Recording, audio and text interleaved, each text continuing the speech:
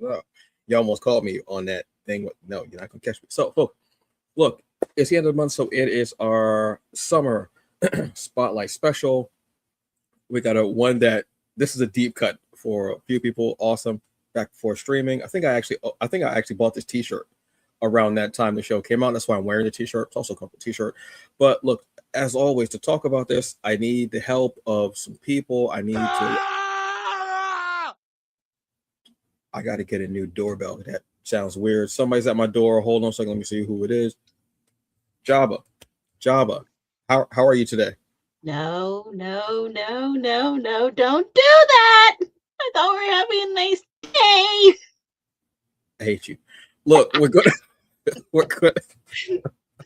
We'll talk about that in a couple weeks, folks.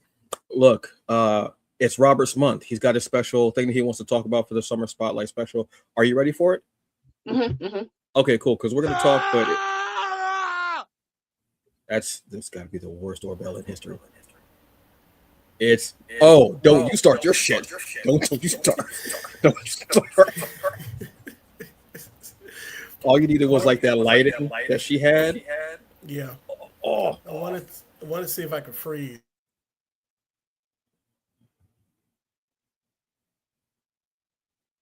Is he frozen? No, he's not. But damn good job, Robert. Jesus. No, I think he is. I saw him moving. No, I think he's frozen. Are you deadly serious? I think Not he be is. frozen, Robert. Robert has powers, obviously. Everyone. He's the Avatar. I swear I saw him moving. No, he's Damn it, man. Hold on a second.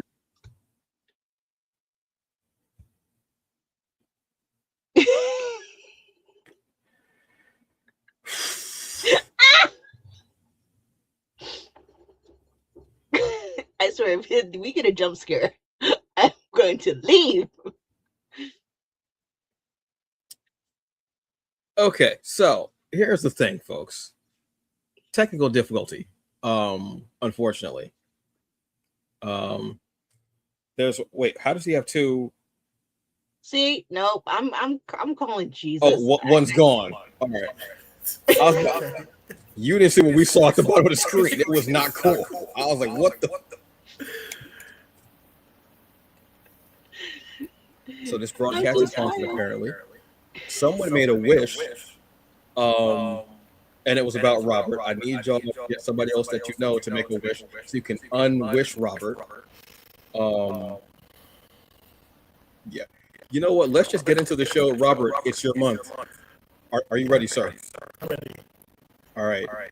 We're going to have some fun with this one. I love how we always start off with a cracking show and then it just gets wilder and crazy and we just keep laughing through it because we're having fun. So, folks, look, we've got a great episode coming up. We're going to get it started. Are you all ready? I'm ready. Scared, but ready. You're the only one. Let's go.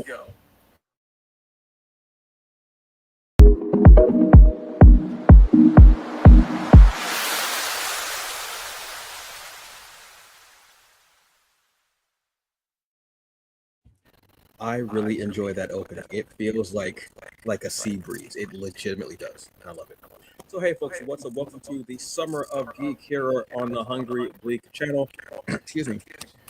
This is our summer series where we're having just a lot of fun, what have you. But on this episode, we're having our summer spotlight special where we each pick a TV show, a movie, a comic, what have you, the month, and we talk about that, we spotlight it, and we have a great time with it. So, before we get into it, let's get into our introductions. I am Antonio Pomares, aka the Hungry Bleak, the hungriest man in the room. You can take that however you like. There you go, Job Shan, who was scared, but still here. Yeah. And it's Robert Light in the Sky Jeffrey the second. So I'm happy to be here. And I just saw my face freeze. My God. But yeah, it was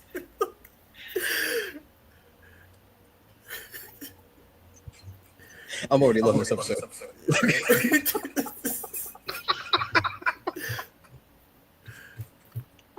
I'm so scared. I'm so scared.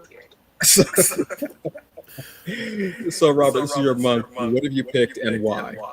Yeah, so for today's, or for this month's, I guess, feature topic, I chose the 4400 season 1.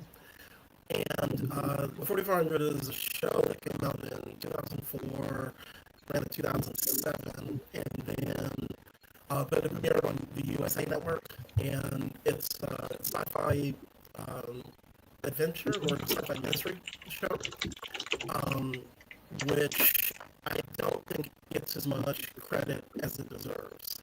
Um, it's one of those things that flew under the radar around the same time that Heroes came out, and they both deal with the topic of regular everyday people with super abilities or with some type of abilities.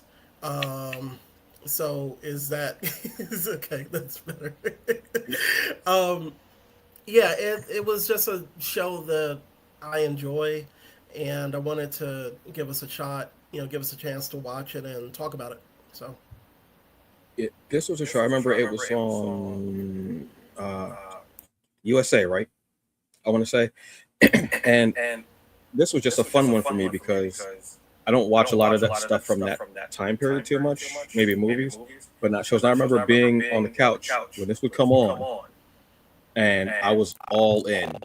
All these thousands of people coming back, powers, and it was more of a when I watch it now.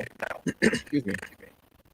It's more like a character study, yeah, including sci-fi. Like you can do like it wasn't like a where you got like a monster of the week kind of thing, yeah, and that was the whole story. You got a person each week who had powers, but then you also got all the connecting tissue of all the characters that were in this universe and what was happening and why, and coming back was just so cool. Yeah, this was a deep cut. It threw me back, and I enjoyed the ride of that time travel, which was cool. So thank you very much for this one, Robert. yeah. But I guess let me give the basic concept.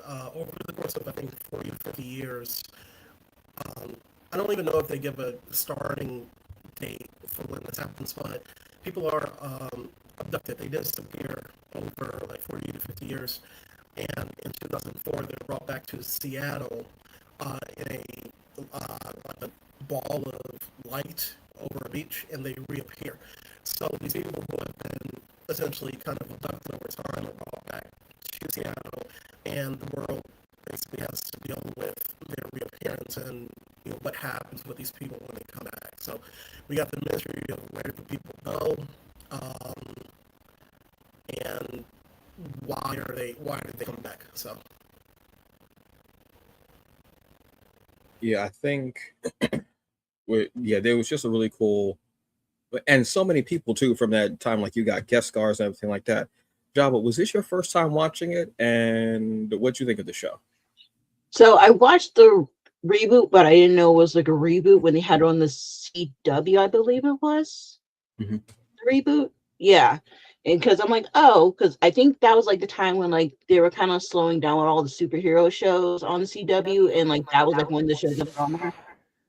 So I'm like, oh, I'll watch this. And then when I realized it was a reboot, that Robert told me, I'm like, okay, I watched the first one. Didn't realize that it was only like 5 episodes for the first season. I'm like, wait, that was it? Like this is short. I think because it was like USA, yeah, so it wasn't like 20 something episodes. It was 6, which is y'all know I love a short series or a short season. Thank you. I need a nap. I got to go eat. I got to work. I got to take a walk. I got to exercise. Thank you. I love that. But you know, yes. Sorry. I was gonna say I'm surprised that they didn't like when they had it on there for USA, they didn't kind of like do like a repeat. Because for me, honestly, SVU owned USA. Because you would always see a marathon for whatever reason. So you would watch that. It was either like SVU or one of the other Law and Order spinoffs. But if that was on USA, I would never catch it on USA. It's like I never was able to watch it on USA because I guess when they had it on, I must have missed it. Yeah. It was on. I can't remember what night it was on. Do you remember what night it was on, Robert? So I don't know because I think I came to the show like a year or so after it had actually premiered. So I went to like a local area. I think we CD warehouse, and they used to sell used DVDs. So I went to it and just bought like all the first season and then the subsequent seasons after that. So yeah, so I'm not too sure what night of the week it came on, but I also know that this was during the time of Suits, Psych, other Monk. Mm. So this was during USA's heyday, like when they were actually doing original programming that wasn't just Law and Order SVU reruns.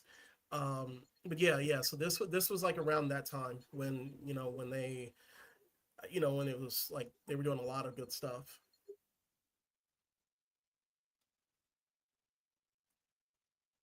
I was actually trying to look it up honestly to see what day it was because it's just Okay, irking me. It's just irking the hell out of me now. Well, yeah, I mean, just kind of, I can start things off a little bit if that's cool. Mhm. As far as so general impressions for me, like overall, one of the reasons that this kind of appeals to me is because it takes that idea of the regular everyday people with abilities and applies this X-Files aesthetic like background to it. And there is that, kind of to a point that Antonio was making, like it wasn't so much like the monster or the ability of the week, but it more so focused on these people not trying to do super heroics with these abilities that they develop, but basically trying to survive as regular everyday people. And I think that's one of the reasons, like this is right up there with Chronicle for me. Like, and so I always try to tell people, like, if you want something that isn't a tights and fights TV show or movie or whatever, this kind of falls in that same realm as Chronicle. So I think like the character study, like you said, Antonio, was the thing that really kind of shot this forward for me as far as my interest or like kind of mini obsession with it. Um, and it just has a X-Men type of vibe to it also, with the idea of like this group of persecuted individuals because they are different. So it's kind of like one of the things that drew me into it after watching, after I watched the first season. So I guess sometimes I say, like, what were y'all's initial thoughts with going through this first time watch or like a rewatch? I would say for me, it's the powers, Okay. and 'cause I think it was either I think it was like episode 3 when it was the older gentleman who was trying to, I think, find his wife, and I think she was in the nursing home.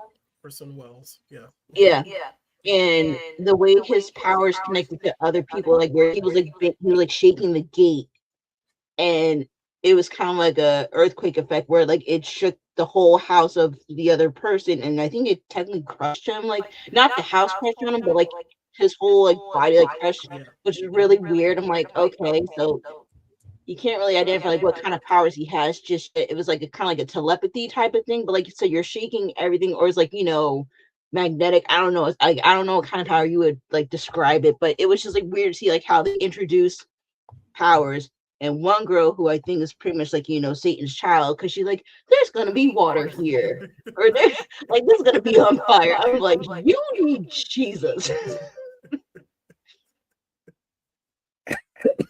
I don't know how to even follow that. I'll be honest with you. Yeah, I love the fact that the show is a lot of the powers, like Job was saying. I like the fact that they weren't overdone. Mhm. They were almost kind of based in reality, and they used like more like practical effects for it.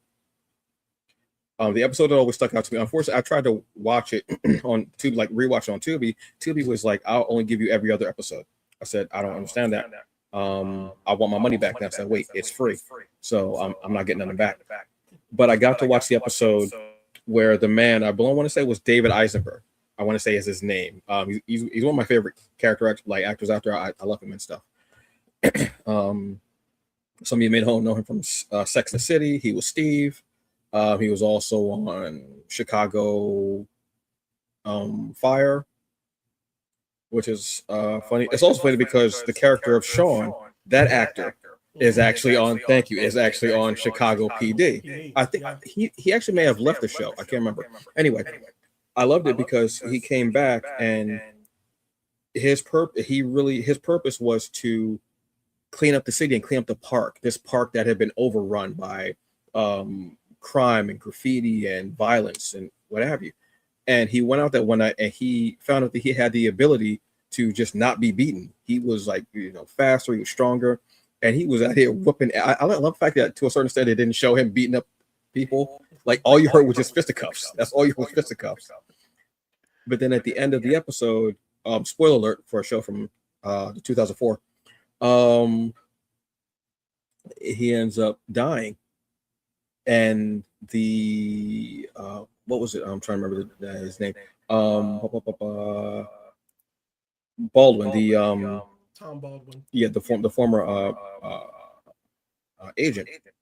He was like, well, what was his purpose? They give whoever took him gave him these powers, and he sent him back. And then you see the whole community, everyone that he had interacted with, in some way, shape, or form, even his boss, who was an ass.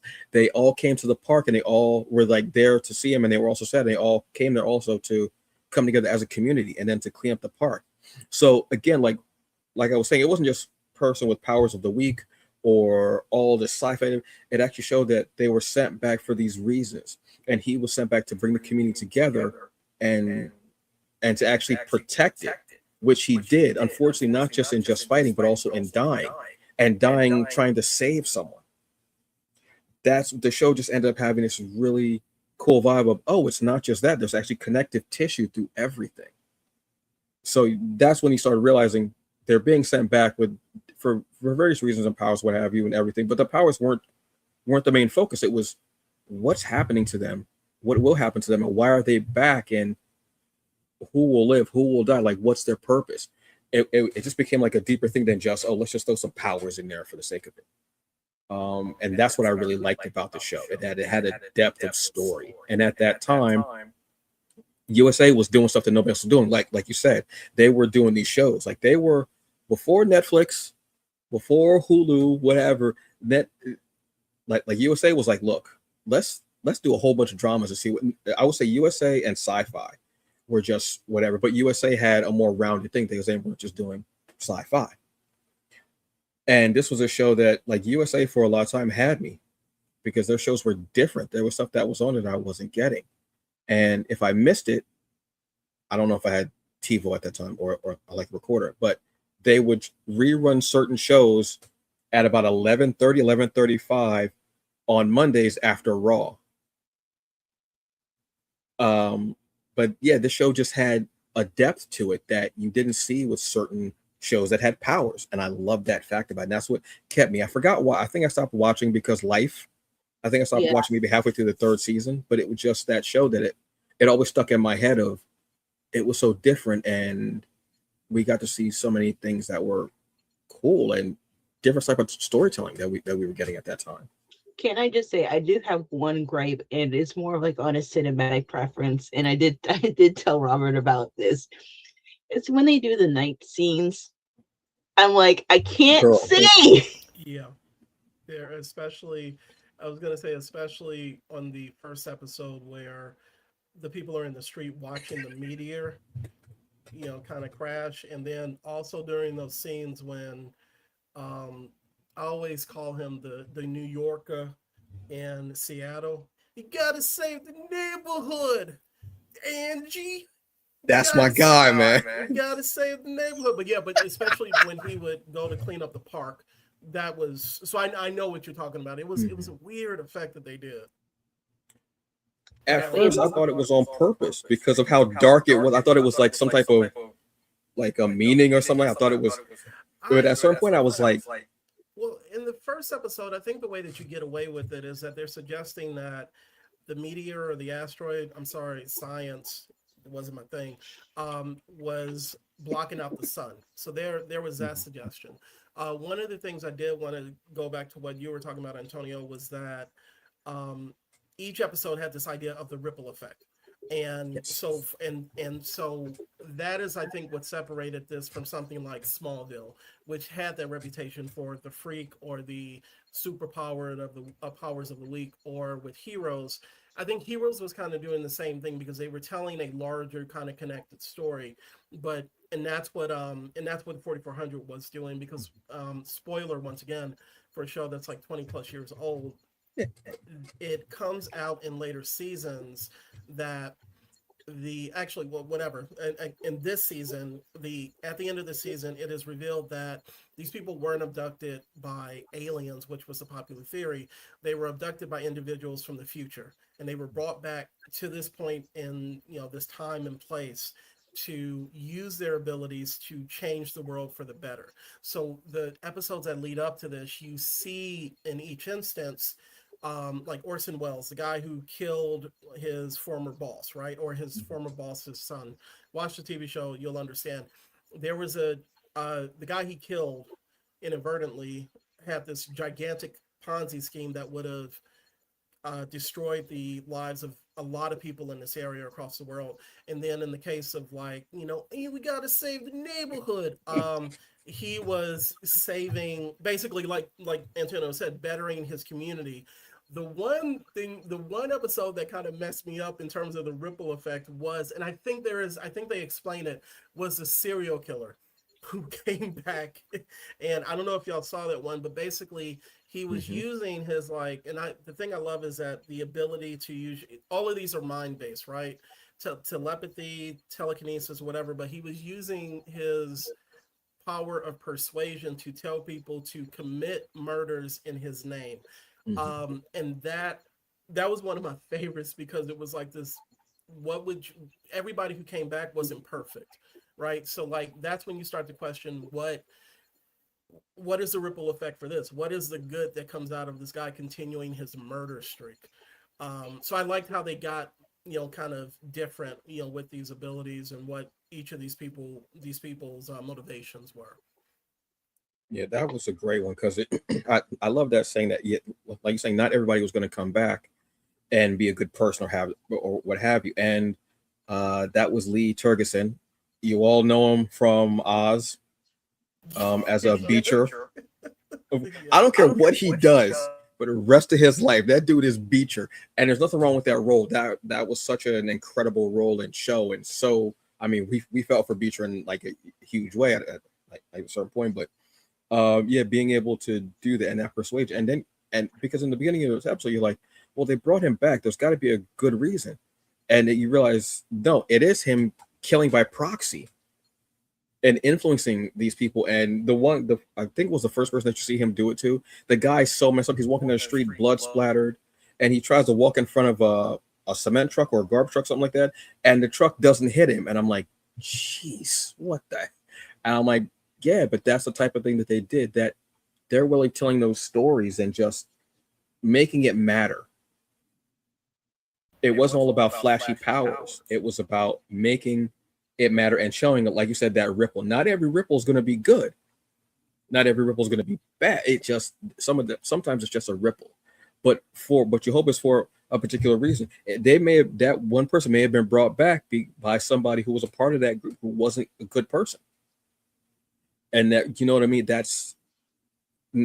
It's just, yeah, like that was just, now I got to actually watch the reboot now that I'm thinking about it. Cause I'm like, yeah, this show was hitting on a different level, and we weren't thinking about storytelling like that at that point. We weren't. I wanted to ask, so what about, I guess if we're looking at specific characters, let's start off with the blade of it all. Mahershala. Sorry. Damn, that hurt. Jesus. Well, I mean, this was my, if we're talking about named actors who came out of this, Mahershala would be the biggest one. Followed by the guy, I cannot remember his name, who was on Chicago PD, but Mahershala, I really enjoyed him on this show and his story. I was confused with his character and how it's playing on season 2, because I'm like, I have questions. Because I'm like, I don't know if that's supposed to work in that relationship for various reasons. Because I have thoughts. Well, I mean, what are your thoughts about? I mean, let's just say him and Lily, him and I think that's her name, Richard and It is Lily. Lily, but it's like so since Lily is technically a descendant of his girlfriend, I'm like, how do you know that y'all not related? Because you were off at war and y'all could have done some, like, had some fun activities before you left. I'm like, that is incest. And then on top of what happens at the end of season 1, I don't know about that. Am I wrong or right? Like, I mean, so no, you right. I guess that you could be right, but what I will say is like, hopefully we're not getting into no Game of Thrones territory where that is much more explicit with it. Like even to the point of like House of the Dragon, where something happened this week, and I was like, you know what, I I need somebody to get some counseling. But yeah, I definitely agree with that. I think that that's a possibility, and it is the whole thing of like you are dating your if this is not his direct descendant, you're dating the same woman or her granddaughter, it's her granddaughter, yeah. her granddaughter, right? So, people might be like, "Oh, this is his chance for love again because racism and the future took him away," right? But I will say that their relationship does develop. I think probably in the most in a for me, I like the way that they develop over this season and the second season. And without getting into what happens in the second and season on, they are probably one of my top two of like my favorite couples from the show. And then also him being a man out of time, dealing with apparently he was just like, oh my god, people with piercings, and then they showed every oh wait, the thing that I love the show, but there was that moment where they were he was in a diner and every mixed race person was holding hands and he was just like, oh god, what is going on? And he was like, oh god, they wouldn't let me, but it was like this montage of him learning about what it means to now be a black man in this current world, right? So I don't know, like I really enjoy Mahershala in this role. Yeah, when I was watching it over, and obviously we're more gravitated towards him because we know. But even when the show was originally there, he was the one that you gravitated towards. Maybe because I'm black, he's black. Maybe that's why I gravitated more towards him. And the fact that he was a man at a time and seeing his reaction, maybe that's why. It's also just him. He has this charisma. He has this aura that you do naturally gravitate towards him. The way he talks, the way he smiles, everything, like there's just something about him that is there. So he does like steal scenes, even if he's not supposed to. He does, because the scenes with him and Lily,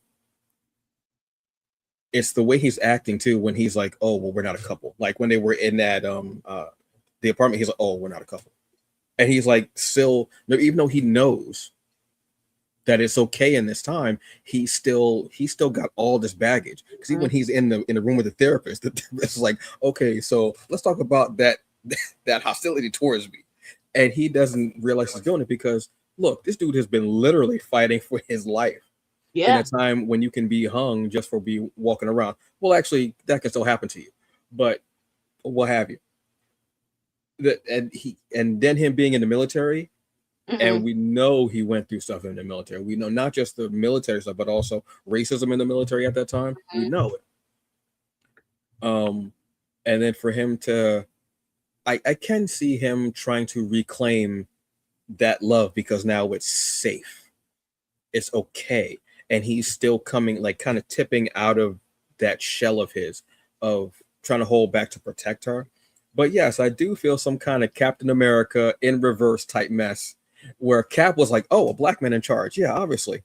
Instead of going, "What's this darky doing over here? What's this one-eyed colored boy doing here? He's in charge? Really? What?"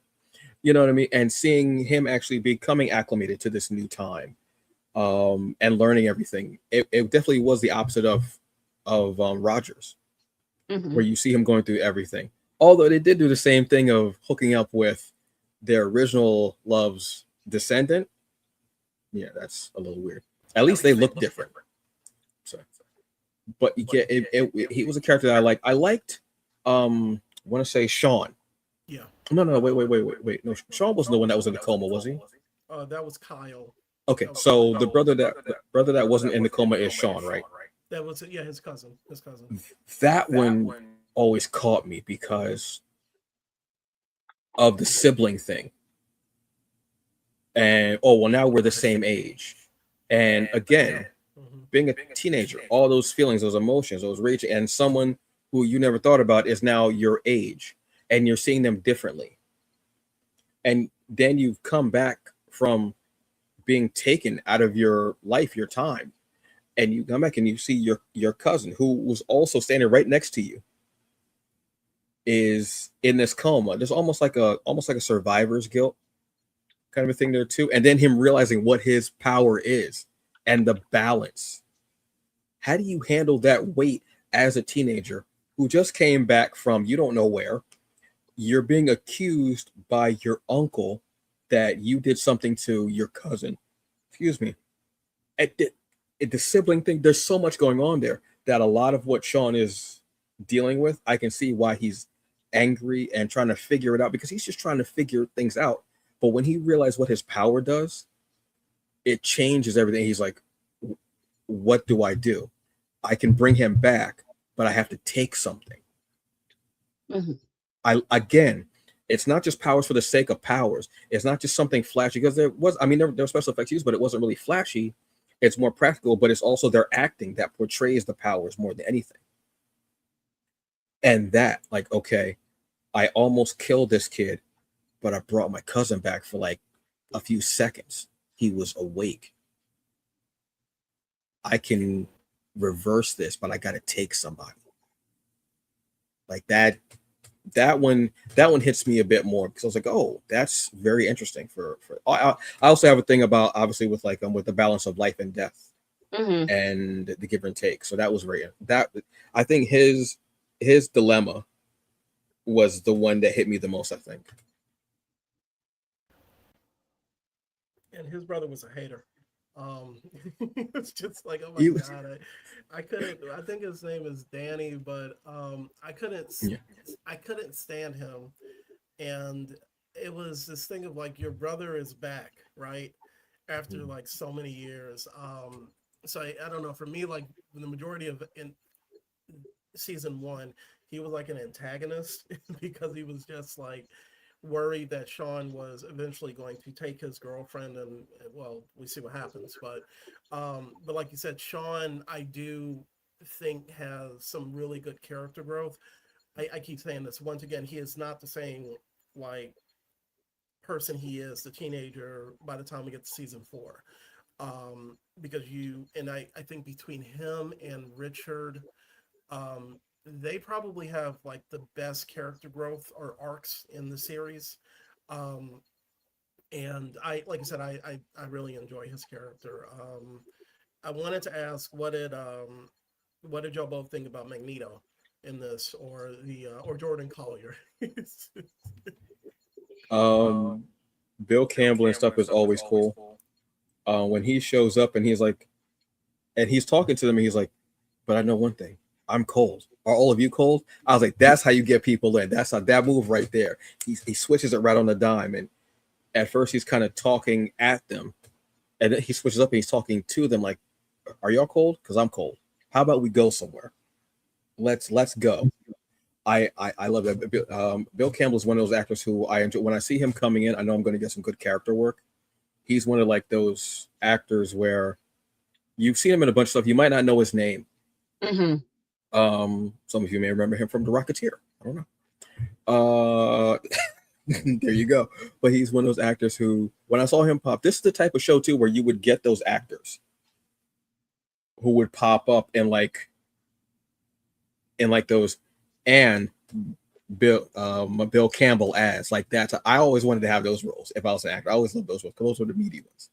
And he gets that, and I love him there because you knew to have somebody come up like that out of nowhere, and he's rich. He's got the limo though. He's like, yeah, see, you're all like, yeah.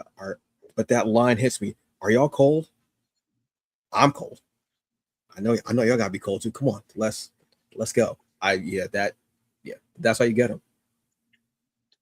I don't know. For I hate to be the bearer of bad news, but for me, when I first got introduced to him, it was not the good light for me to see him, which was the movie Enough. And if you watch the movie, you know exactly what it is. So I'm like, I don't like you.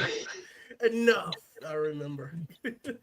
Totally fair. And I'm like, I don't trust you because like you have like that sinister look to you, like where you're up to some BS. I'm like, I don't like you, and it's only because of that movie. Because God, that movie, just as a keyword, enough said. It's just like I can't.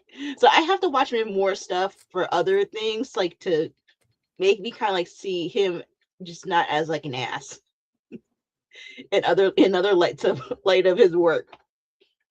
But I think it's the all right. latest role he has is the Rocketeer. I think that might be the latest role he has. I think everything else is very conflicted. Like he starts to finds depth as an actor, I think, and he starts taking these roles. I know he has a show on Hulu called Helix. I think that's maybe 2 or 3 seasons. Yes, I was Yeah, watching that night, but I think Hulu screwed us over. Whereas like they I'm took off sure it did. 2.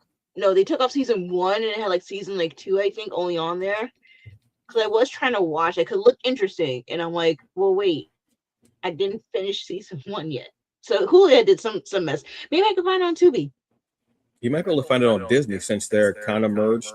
What have you? It might be. I don't know. They got something. I don't know what they're doing. They got a big old pot of something they're stirring up over there. That when I got Disney Plus, that was one of the first movies I watched, The Rocketeer, because that was. Yeah. I remember seeing that when I was a kid and flipping out about rocket packs. But I would suggest watching. The Rocketeer on Disney Plus if you get a chance. It's a really good movie. Yeah. Really good movie. I'm surprised they haven't rebooted it yet. But yeah. But he was the lead role in that, and he was just the hero, which is, like I said, the complete opposite. Because in this one, actually, I might have lied. I like Collier's arc as being. I like a lot of characters, their development in this, because he goes from like slimy, opportunistic businessman who gets beat up by a child by a child, and to someone more important, and I'll just keep it like that. But he is smooth, he is kind of calculating. The reason I compare him to Magneto is because he is the one that steps up and he has the money, and he's like, I'm riding for mine, like it's us or them. So but you wonder, like, is he doing this genuinely for the 4400, or is it all for his own selfish means or selfish goals? So yeah. I think Bill Campbell does a really good job. I'm trying to think of this. I keep saying the Scully. I'm sorry, Baldwin and Scorus. I think her name is Dana and Dana. You weren't wrong the first time. You weren't wrong the first time, Rob. Oh, wasn't okay. No. I mean, as far as like saying Molnar and that, you Mulder and weren't. Scully, yeah. They're not FBI agents. They're NTech agents. I want one of those like jackets with like the NTech, just acronym on the jacket. But yeah, I enjoy them being the kind of central figures for going to see all the different 4400s, or at least coming across them. But yeah. I don't know, any thoughts about them or about the two of them? It again. There was another actor, Joel Gratch. However He you was say one. your last name, Yeah, he was another actor that popped up a lot around that time. He was in a number of stuff. I can't remember things like that he was in necessarily. I know that at a certain point, did they say something about uh, Department of Homeland Security as well? Yeah, this was like a branch Yeah, of it was a branch of the Department of Homeland Security. yeah. That didn't age well because that made me go. Because when I heard that name, I started thinking of icing. I was like, so yeah, certain things like that do hit a little differently now. But I kind of like their chemistry, although the wife thing was annoying because I hate that trope of the grizzled the wife, my kids. God's trouble. And I understand the circumstance because of what happened to their son, but sometimes that trope, it just grates on me because I'd rather see a couple that is together and trying to figure it out in that new normal than always a separation. And you know the male always picks up the phone. He's like, yeah, I know, yeah, I know. And he's got that grip, yeah, that voice like he's been drinking like whiskey and coffee since the age of 9 every morning. It just annoys me at a certain point. Um and then having like that obviously again that USA Molnar and Scully combination. I understand why it was there, obviously, because I do like having um, mixed gender teams Hmm. because you can get two different perspectives and you can get some really good chemistry out of it as well and some really good scenes. But it was just that was just the thing that just really annoyed me was that trope of the breakup and I'm trying to get her back, but I keep forgetting to go when we make dinner plans. I keep forgetting to go, and she serves me. And it's always that point where it's like where the guy goes, "Hi, are you whatever the name is?" And they go, "Yeah," and like, "You've been served," and he goes, "Papers." There's always, and it pisses me off. I'm like,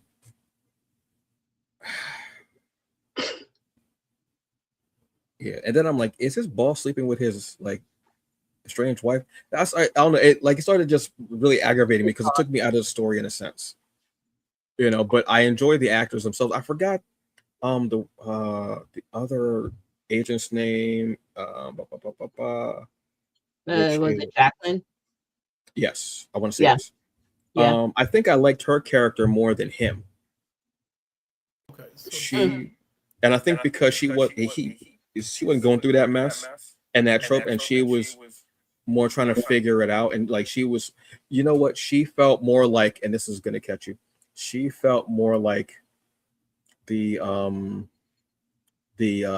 Olivia Benson I knew you were gonna of say the that. show because I know my audience, so I like that's what she felt like, and I like again I like that type of feeling and that vibe with it when there's someone who I can root for, someone who I can empathize with, and I liked her character. Him, I didn't. Again, I know he's going through stuff. Him, but I liked her more. You know what? Now that you mention it, it literally is Benson and Stabler. Because literally went through the exact same thing in SVU. So that's literally yeah, just on a sci-fi version. Yeah. Because she was more grounded than what he was anyway. Mhm. What about you, Robert? Who did like what you think of that combo? I mean, between the two, Diana was always my favorite because she seemed to be more no nonsense between the two of them, and I don't think I'd ever looked at it from the perspective of there's more emotional heft with him because of what's happening with his son and then what's happening with his wife, his ex-wife. So she's like, I'm single, I'm a scientist, I got a gun, let me just do what I do. So when you see the two of them interacting, she is a little bit more, she's sarcastic. She she is the type to like say, I'm smart and I'm going to show you why. Like she has a science side of things, which I remember like with Scully was, I think Mulder and Scully both had more so Scully. Her background was like as a, she was was she a doctor in X Files or I some want type to of, say yes. Like she was more like that fact based. Like yeah, that yeah. was her. Like she was straightforward. Where he was like, I believe. He was like, "Well, crackhead saw an alien. Let's believe it, right?" So yeah. So so Diana seemed to me to have a little bit more freedom with the acting that they were doing. Like she Yeah. could kind of break out of that because like he seems like he's more confined to this grizzled detective who the job has affected his relationship, right? And I don't see that as much with her. I keep saying this, but considering where she goes, in from this single life to um, where we see in season 2 on, it's another opportunity to see her grow. and develop. And I once again, I think that's a credit to the writing and to the show running that we get, because this reminds me more of a show, like you said, that I would see on Netflix nowadays, rather than, and I think that this was around that time, because this ties into the character development side of things. It's like when things become more, not episodic, but more serialized. Like this is a time of Breaking Bad. This is a time of The Sopranos. This is a time of, if we're looking at sci-fi, Battlestar Galactica, right? And so you have more of a chance to have these characters not stay static, and see them develop into something different than what a trope, where they normally are with the tropes that we know of. But she was actually a big example of that. So between the two of them, I enjoyed her more. It just felt better. He was just, I don't know. It just, well, like you were saying, that like that emotional heft that he felt, but I feel like he would have been one of the friends of humanity in X-Men. I'm not even going to. I would have put him with X Factor. Like he's an X Factor liaison. Like I think after being with X Factor for a little bit too long, he would have went with the Friends of Humanity. Okay, and I think she would have been more of a McTaggart, I want to say. Yeah. I guess part of the reason I hesitate is because, like I said, I've watched the other seasons, so I see where he goes, but definitely he is more of a government stooge in this one, if that makes any sense. But yeah, I sure did go straight to Friends of Humanity. I went straight for FOH. I did. I did, man.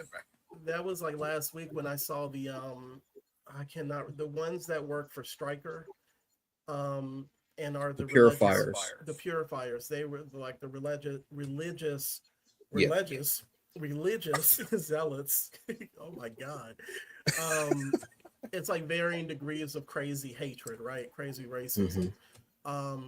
And you eventually get that in this series. I think that definitely for people who might compare this to X-Men, who might compare this to something like, I don't know, X-Men being the more obvious example, I understand it, I get it. Because it's this continuing thread of like, we are the others and everybody hates us.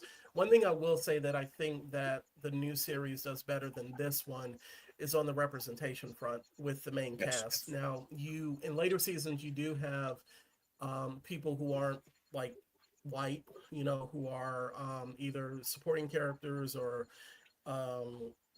different, cast members, regular cast members. You have people of different races, but the show that the reboot or the remake that came out in 2021 is nothing but black, and it's, I think, trans, queer. There's a lot more representation than we get in this show, this iteration. And I think that the message, and we've talked about this before, of being the other, I think sometimes works a little bit better in that first season than at least in this first season. But also that, that's how I sometimes feel about X-Men, right?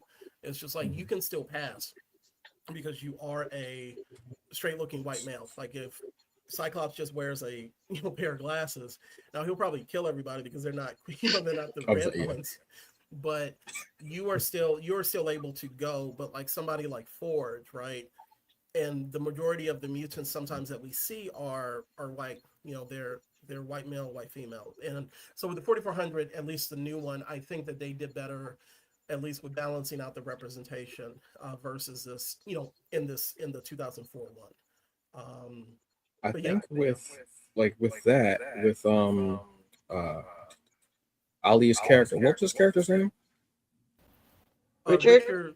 Yeah, Richard Tyler. I think for Richard, it actually somewhat works.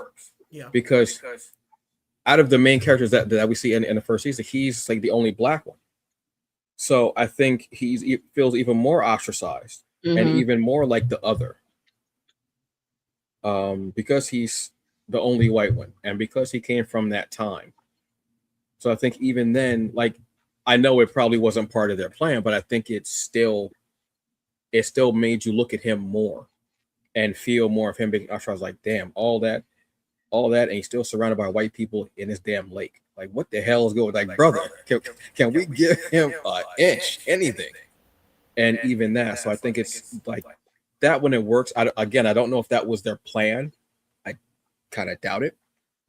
You still see more of it in season 2 because there was a scene with a semi spoiler where they were talking about like how they were trying to collect the 4400s, and they're like, oh, they should just send them back, and and Richard just said like, oh, okay, just because he was like, I think he was like working or something, and like they were like the two other guys were just like talking out loud, like they should have stayed and they should have never come in, and he and I'm pretty sure it's like, do you think I really wanted to be here? Like I'm by myself. He was working at the mechanics place, right? Yeah. How far into the second season did you get? Let me check Tubi now. Okay. I'm only on episode 8. Okay, so you see what happens with Isabel, right? Look. Okay. Yeah, I'll just leave it at that. But yeah, so yeah, I know that and side note or shout out to a podcast I used to co-host called A Light in the Sky. We went through the first 3 seasons of 4400, and for some reason we stopped at the 3rd season, I think because the new series was coming out. And then Rain Coleman and I reviewed first 3 seasons of the previous series, and then we went through the first season of the new series. And I enjoyed it. I will say, just as a kind of a quick kind of addendum to this one, I do think that they needed a second season to kind of build off of and get a chance to tell their own story, because that was definitely not beat for beat a beat for beat remake of the original series. And I don't know how it was received by the 4400 fans, but for me, I enjoyed it. There were things that definitely probably could have been worked on, but I feel that it deserved at least a second season to move forward. But it was just around that time we talked about this, where the CW was transitioning to like no fictional, series, scripted series, no scripted series, and like it seems like all the genre shows were being taken off the air. Whether it was like the Arrowverse, more of the supernatural shows. The only one that stayed around was All American, and I think that's going off this season, this year. Yeah, All American was the only scripted show that I remember being able to kind of, at least from when the CW launched, or at least when it was around. So all that to say, if you can find it, I would recommend pairing that up with this one, just to kind of see what things stayed the same and what things didn't, and how it tried to make its own thing. I think if people are still able to get CW Seed, Mm-hmm. it might be on there. Yeah. I don't know where, like anything I look on, like as far as like my PS4, yeah, shut up, I'm trying to get a PS5, or my tablet, anything like that. Like I think I had Seed once, and I watched some of the animated Arrowverse stuff on there. Same. Yeah, because I know that because it was a free service, and you could watch anything that was. I'm not sure how it is now. They probably I don't know what they've done with it now. But yeah, check it out and go with there. Like I said, Tubi for some reason only wanted to give me every other episode, which was really weird. I don't know. But again, it's free, so I can't be mad. I can't. I watched the new one on Prime. I just looked it up, but I'm gonna double check just to make sure, because they say, oh, you can watch it on Prime, but it's not in your region. It's like, what the yeah. Oh, we thought you lived in Tasmania. You don't? Oh, like no. I totally thought you lived there. Really? Yeah, this was I would like to. I wish this would be. You gotta buy it. Right, of course, totally makes sense. Mm-hmm. I think this is a series definitely worth watching. It was ahead of its time. Yeah, definitely. USA was it was ahead of its time on a few things. Honestly, they truly were with their series. They really were. Between Suits, between Psych, like between those shows, it really was ahead of its time. And it's got great storytelling. Again, it's not about the powers. All the powers are there. It's about the story and the characters and how everything is together. And it just, there's a lot of really cool themes in here. Yeah, this would be more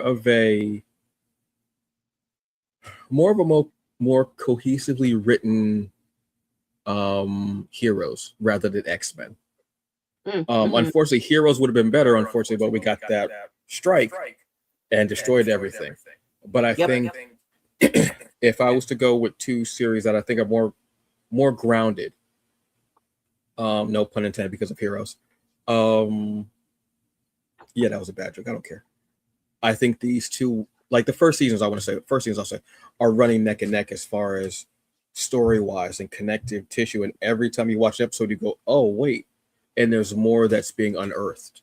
I think these are two that, if you have a chance to watch them, watch them. I believe Heroes is on Prime now, or Netflix, because I know it. Like the browser was like, "Hey, because you've watched this, watch Heroes," and I was like, nosy ass. All right, but thank you. I like that suggestion. You gotta buy it On Tubi? I mean, Prime. you can't buy anything on Tubi. They can't help but give stuff away. What about? I think then Heroes must be on Netflix for free. I mean, well, not free. You still got to charge. They're still going to charge you.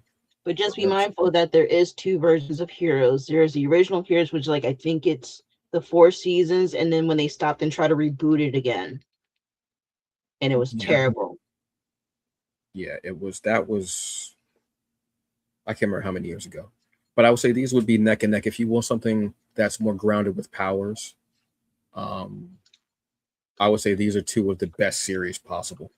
The 4400, different themes as well, but yeah, the 4400. Like I was watching and I was like, damn, I like it. Just took me back to a simpler time, a cheaper time, and just watching these episodes, just being like, what's going to happen next, and seeing actors I truly enjoyed as these characters popping up. Yeah, this was a great Jabba with Black Cake, just knocking us all on our ass, and then Robert coming up with this follow up with the 4400s. Just dastardly. I'm really happy with these things that y'all have chosen.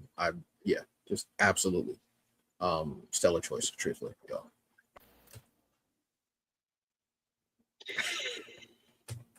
Don't give me the obsession freeze. No, don't do that. Don't do that. Oh, okay. Don't do that. No, don't do that. You should have did the dance, but had the shadow in your face. Well, I'm trying to see where I can stop where it's crazy. Like, and just, all right, y'all, see you. I'm like, you know what I want to do one episode? I actually do want to get credits and just have us do it, and they just have the credits rolling down, and they're unnecessary credits, like shoelace tire, and have it be like Tom Wallingford or some route lounge. Anyway, yeah. So another stellar choice for our summer spotlight special, the 4400, the original series from 2004 to 2007. Was it? Yeah. 4 seasons. Definitely check this out. It's well worth it. And if you've seen it before, go watch it again, because it's just a comfort watch. But I think older, I look at it now and I go, oh yeah, I see more themes in there, and I'm able to appreciate it more. If you haven't seen it and you want to watch something that's new to you, that's still on the level of like streaming services shows now, I strongly recommend the 4400. This is just, it was just and see a young Mahershala Ali before Marvel didn't know what the hell to do with him and dropped that immense. I'm just saying. Yeah. So anyway, folks, look, that was our show. Y'all are just knocking out of park with these choices. Seriously, just incredibly happy with these. We will be back next week, 7 p.m. Eastern Standard Time, and we will be doing, I believe it's going to be Jabba's pick, because we have San Diego Comic-Con news that we were doing.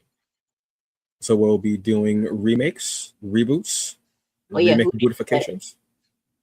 going on. That's going to be a fun one. But also this Friday, 7 p.m. Eastern Standard Time, the Hungry Bleak Show will be doing a special. Um, just a quick San Diego Comic-Con wrap up. I probably will be saying something about people that are stupid, as I usually am apt to do. Because unfortunately there are too many in the culture, in the community, and we need to gatekeep against these morons. Yeah, so that'll be 7 p.m. Eastern Standard Time here on the channel. But yes, I hope you all have a very good day. I hope you all enjoyed it. Sorry about the technical difficulty. I mean, it happens, when everything is technical and everything is a difficulty. That wasn't even an explanation. I would have been the worst IT person ever. But you know what? We have fun. We love just coming on talking about this, regardless of what have you. We still get through it, and that's awesome. So, as always, I am Antonio Pomares, aka the Hungry Bleak, the hungriest man in the room. Hey, what? Wow, are you having technical difficulties? Probably, yeah. Okay. Yeah. This is your girl Job Chan, who is having a nice day. Jeffrey the second, aka Rob the writer. And that's our show, folks. Hey, be safe out there. Drink water. Take your vitamins. Take your meds, whether it's for physical or mental or emotional ailment, because we want you to be the best you that you can be. And we will see y'all later. As always, I am angry, but I want y'all to think positive. So, hey, do a wonderful thing. Oh, and happy new comic book day, everybody. Bishop number 2. Check it out. And we'll see y'all later. Bye. 2 buttons every time.